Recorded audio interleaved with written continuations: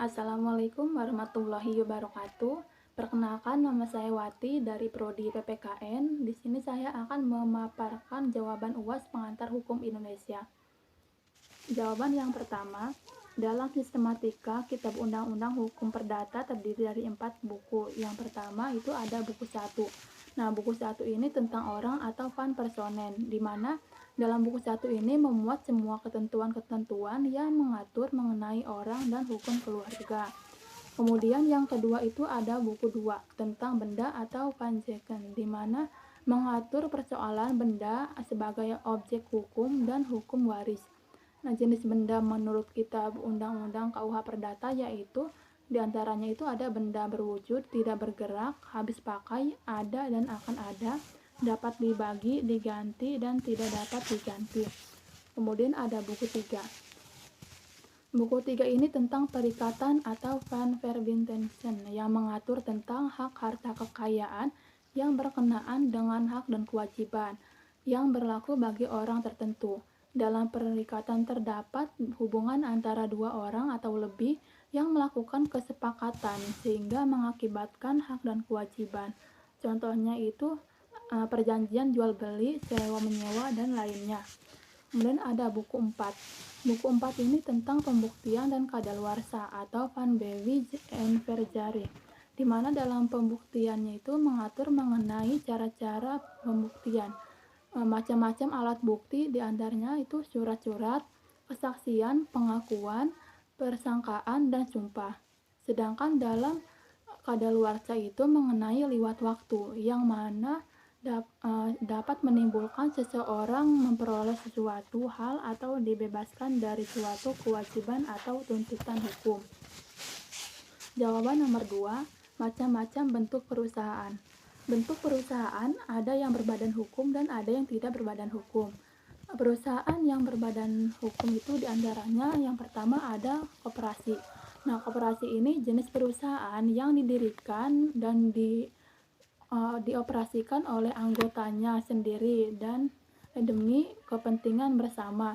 Kemudian yang kedua itu ada perseroan terbatas, yaitu jenis badan usaha yang dilindungi oleh hukum dengan modal yang terdiri dari saham. Kemudian ada perusahaan umum, jenis usaha yang dalam pemilikannya itu milik negara. Kemudian ada perusahaan tak berbadan hukum. Di antaranya itu ada persekutuan perdata, di mana perusahaan yang terdiri dari perjanjian antara dua orang atau lebih ini yang untuk mengikatkan diri untuk membagi keuntungan bersama. Selanjutnya itu ada persekutuan firma, di mana persekutuan perdata yang dilakukan untuk menjalankan perusahaan dengan nama bersama. Yang ketiga itu ada perusahaan komanditer, di mana perusahaan yang terdiri dari dua orang atau lebih ini anggotanya memiliki tingkat keterlibatan yang berbeda-beda di antara anggotanya. Kemudian pertanyaan nomor 3, Undang-Undang nomor 5 tahun 1960 tentang peraturan dasar pokok-pokok agraria yang juga mengatur jenis-jenis hak atas tanah dibagi menjadi 3 kategori. Yang pertama itu ada hak milik, di mana hak atas tanahnya itu tetap, di antaranya ada hak membuka tanah, hak memungut hasil tanah, hak pakai, hak guna bangunan, hak sewa untuk bangunan, dan hak guna usaha. Kemudian yang kedua itu ada hak sementara, di mana hak atas tanahnya itu hanya bersifat sementara seperti hak gadai, hak bagi hasil. Dan yang ketiga itu ada hak dengan status undang-undang, di mana hak atas tanahnya itu bisa berubah karena adanya perubahan undang-undang. Pertanyaan nomor 4, alur hukum acara perdata. Alur hukum acara perdata ini yang pertama ada peristiwa hukum. Peristiwa hukum menurut kasus tersebut adanya prestasi perjanjian yang dilakukan oleh Pak Budi terhadap Pak Andi, di mana penyusunan gugatannya itu dibuat oleh orang yang merasa dirugikan oleh pihak lain, seperti Pak Andi yang menggugat Pak Budi ke pengadilan karena Pak Budi ini tidak mampu mengembalikan pinjaman sebesar 1 miliar rupiah. Selanjutnya itu sidang pemeriksaan perkara. Tahap pertamanya itu diupayakan perdamaian antara kedua belah pihak. Jika upaya damai itu tidak berhasil, maka hakim akan memulai pemeriksaan dengan membacakan gugatan di mana Pak Budi ini tidak mampu untuk melakukan kewajibannya membayar sejumlah uang kepada Pak Andi. Tahap keduanya itu ada kesempatan tergugat untuk menjawab gugatan dari penggugat. Tahap ketiga ada replik, di mana penggugat diberi kesempatan untuk menanggapi jawaban tergugat. Tahap keempat, duplik, di mana tergugat menjawab kembali tanggapan penggugat. Kemudian tahap selanjutnya itu pembuktian.